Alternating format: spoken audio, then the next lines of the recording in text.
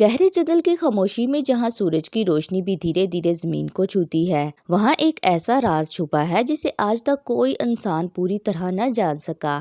کہتے ہیں اس جنگل کے بیچوں بیچ ایک جادوئی باغ ہے، ایسا باغ جہاں ہر پھول میں زندگی دھڑکتی ہے، جہاں خوشبوئیں کہانیاں سناتی ہیں اور جہاں رہتی ہے 3 حسین اور پر اسرار شہزادیاں۔ انہیں دنیا پھول شہزادیوں کے نام سے جانتی ہے، مگر کوئی نہیں جانتا کہ ان کی مسکراہٹوں کے پیچھے ایک ایسا راز چھپا ہے جو ایک دن پورے باغ کو اندھیرے میں ڈبو سکتا ہے۔ کیا یہ شہزادیاں اپنے جادوئی باغ کو بچا پائیں گی یا پھر ایک خوفناک طاقت ان کی دنیا کو ہمیشہ کے لیے ختم کر دے گی؟ آئیں ایک ایسی کہانی سنتے ہیں جو صرف خوبصورتی کی نہیں بلکہ قربانی، محبت اور ایک ایسے چھپے ہوئے سچ کی ہے۔ گہرے اور خاموش جنگل کے بیچوں بیچ جہاں سورج کی روشنی بھی زمین تک پہنچتے پہنچتے مدھم ہو جاتی تھی، وہاں ایک ایسی جادوئی باغ موجود تھا جس کے بارے میں عام انسان صرف کہانیاں ہی سنتے ہیں۔ یہ باغ کسی عام جگہ کی طرح نہیں تھا، یہاں ہر پتا، ہر شاخ اور ہر پھول میں ایک انوکھی زندگی دھڑکتی تھی۔ صبح کے وقت جب ہلکی سنہری روشنی درختوں کے درمیان سے نکل کر زمین پر پڑتی تو یوں محسوس ہوتا جیسے ہزاروں جگنو ایک ساتھ چمک اٹھے ہوں۔ ہوا میں خوشبو اس قدر گھلی ہوتی کہ سانس لینا بھی کسی خواب جیسا لگتا۔ رنگ برنگے پھول ہلکی ہوا کے ساتھ جھومتے جیسے وہ آپس میں کوئی راز بانٹ رہے ہوں، مگر اس بات کی سب سے بڑی خوبصورتی اس کے پھول نہیں تھے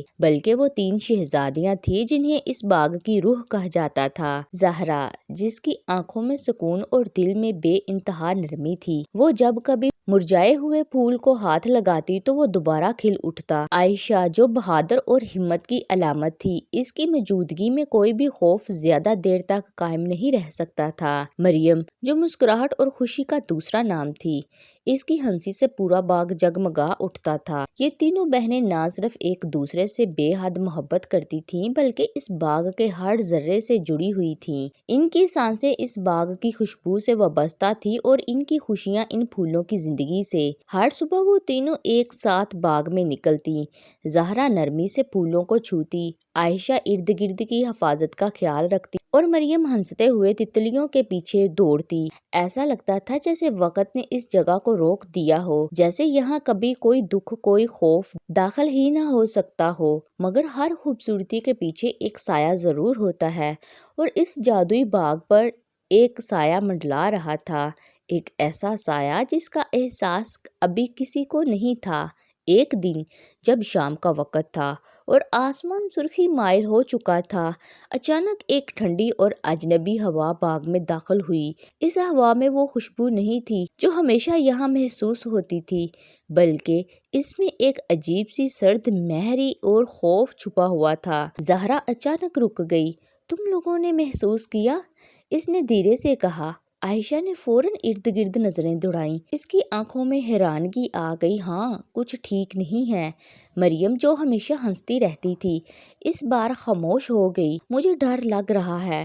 اس لمحے ایک خوبصورت گلاب کا پھول جو ہمیشہ سب سے زیادہ کھلا رہتا تھا، اچانک آہستہ آہستہ مرجھانے لگا۔ یہ منظر دیکھ کر تینوں شہزادیاں ساکت رہ گئیں، کیونکہ اس باغ میں کبھی کوئی پھول مرجھا ہی نہیں سکتا تھا، اور یہی وہ لمحہ تھا جب ان کی خوبصورت اور پرسکون دنیا بدلنے لگی تھی۔ رات آہستہ آہستہ اپنے سیاہ پر پھیلاتی جا رہی تھی۔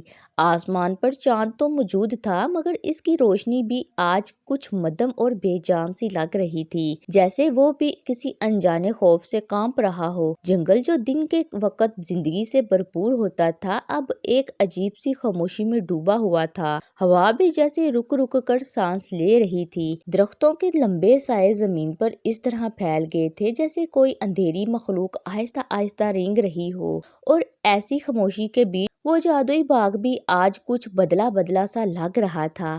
وہی پھول جو ہمیشہ روشنی بکھیرتے تھے آج ان کی چمک دھندلا رہی تھی، وہی خوشبو جو دل کو سکون دیتی تھی آج اس میں ایک انجانی سی گھبراہٹ شامل ہو گئی تھی۔ تینوں شہزادیاں اپنے محل کے باہر کھڑی تھیں۔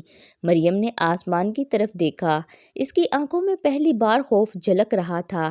آج کی رات کچھ الگ ہے۔ زہرا نے اپنے ہاتھ کو آپس میں مضبوطی سے پکڑ لیا۔ ہاں، جیسے کوئی ہمیں دیکھ رہا ہو۔ عائشہ نے قدم آگے بڑھایا۔ اس کی آواز مضبوط تھی مگر دل میں بے چینی چھپی ہوئی تھی۔ ڈرو مت، ہم ساتھ ہیں۔ اچانک ہوا کا ایک تیز جھونکا آیا، درخت زور سے ہلنے لگے اور کہیں دور ایک عجیب سی سرگوشی سنائی دی، چھاں چھاں چھاں۔ مریم گھبرا کر زہرا کے قریب ہو گئی۔ یہ آواز تم نے سنی؟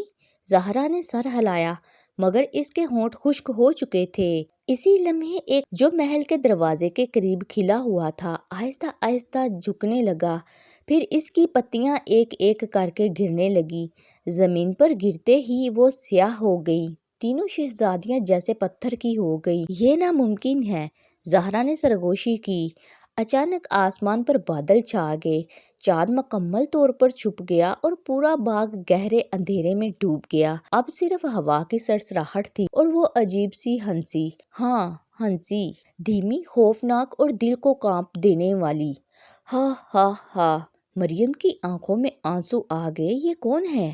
عائشہ نے مٹھی بھینچ لی۔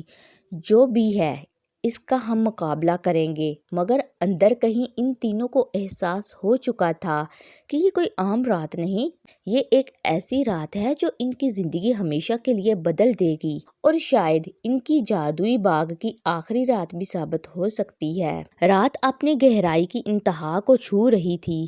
ہوا میں بھی ایک عجیب سی ٹھنڈک پھیل چکی تھی، جیسے ہر سانس کے ساتھ خوف اندر اتر رہا ہو۔ اچانک زمین ہلکی سی کانپی، ہوا تیز ہونے لگی، پتے زور زور سے سرسرانے لگے اور باغ کے بیچوں بیچ سیاہ دھواں اٹھنے لگا۔ تینوں شہزادیاں ایک دوسرے کے قریب کھڑی تھیں، ان کی آنکھیں اس سیاہ دھویں پر جمی ہوئی تھیں۔ دھواں آہستہ آہستہ ایک شکل اختیار کرنے لگا، پہلے ایک سایہ، پھر ایک لمبی خوفناک ہستی اور پھر ایک چڑیل ان کے سامنے کھڑی تھی۔ اس کی آنکھیں سرخ انگاروں کی طرح چمک رہی تھیں، بال بکھرے ہوئے، چہرہ جھریوں سے بھرا اور ہونٹوں پر ایک خوفناک مسکراہٹ۔ مریم کا دل زور زور سے دھڑکنے لگا، اس کے ہاتھ کانپ رہے تھے۔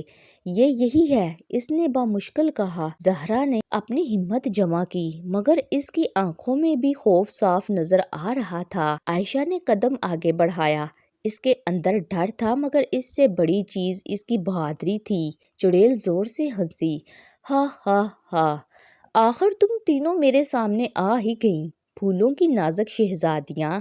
عائشہ نے غصے سے کہا، تم کون ہو اور ہمارے باغ کے ساتھ کیا کر رہی ہو؟ چڑیل کی آنکھوں میں چمک آئی، میں وہ ہوں جسے اس خوبصورتی سے نفرت ہے، میں اندھیرے کی ملکہ ہوں۔ زہرا نے آگے بڑھ کر کہا، یہ باغ ہماری زندگی ہے، ہم اسے تم سے بچائیں گی۔ چڑیل مسکرائی، بچاؤ گی؟ پھر اس نے ہاتھ میں ہوا اٹھایا، اچانک مزید پھول مرجھانے لگے، پھر اچانک اس نے اپنے ہاتھ پھولوں کی طرف کیے اور اچانک مزید پھول مرجھانے لگے، زمین سیاہ ہونے لگی۔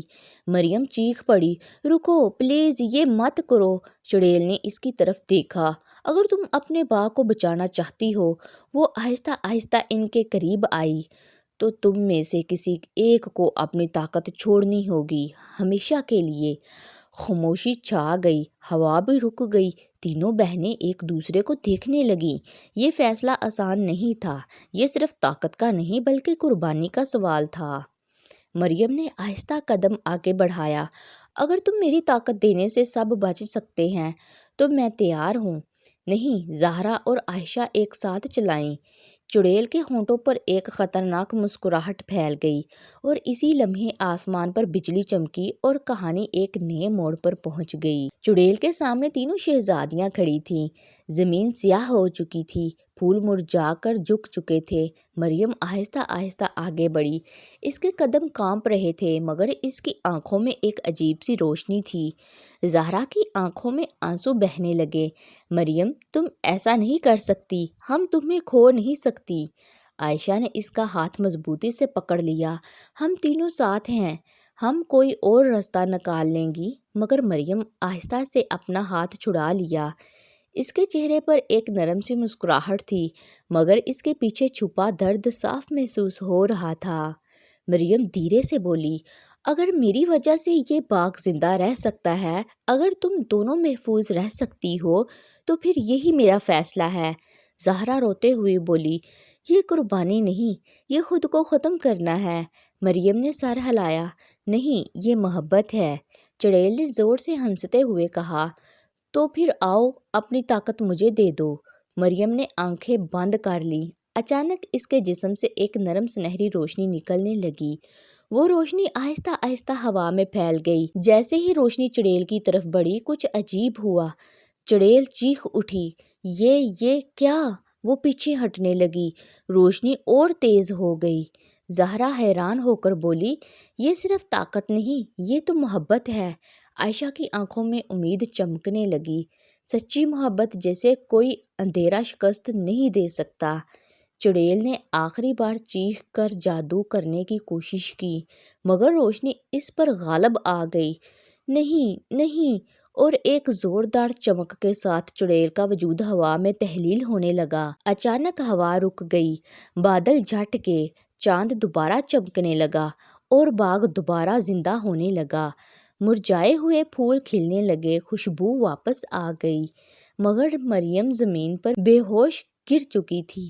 زہرا اور عائشہ فوراً اس کے پاس آئیں۔ مریم آنکھیں کھولو۔ آہستہ آہستہ مریم نے آنکھیں کھولیں، مگر اس کی آنکھوں میں اب جادو نہیں تھا، وہ ایک عام لڑکی بن چکی تھی۔ زہرا روتے ہوئے بولی، تم نے سب کچھ دے دیا۔ مریم مسکرائی، نہیں، میں نے سب کچھ پا لیا، تم دونوں اور یہ زندگی۔ عائشہ نے اسے گلے لگا لیا۔ اس رات کے بعد وہ باغ پہلے سے بھی زیادہ خوبصورت ہو گیا، اور لوگ آج بھی کہتے ہیں کہ جب بھی کسی پھول سے ہلکی سی روشنی نکلتی ہے تو وہ مریم کی قربانی کی یاد دلاتی ہے۔ سچی طاقت جادو نہیں ہوتی، بلکہ محبت اور قربانی میں ہوتی ہے۔ جو دوسروں کے لیے جیتا ہے وہی ہمیشہ زندہ رہتا ہے۔ دوستو، یہ تھی ہماری آج کی ویڈیو۔ اگر آپ کو پسند آئے تو اسے لائک کریں اور چینل کو سبسکرائب کریں۔ جزاک اللہ خیر۔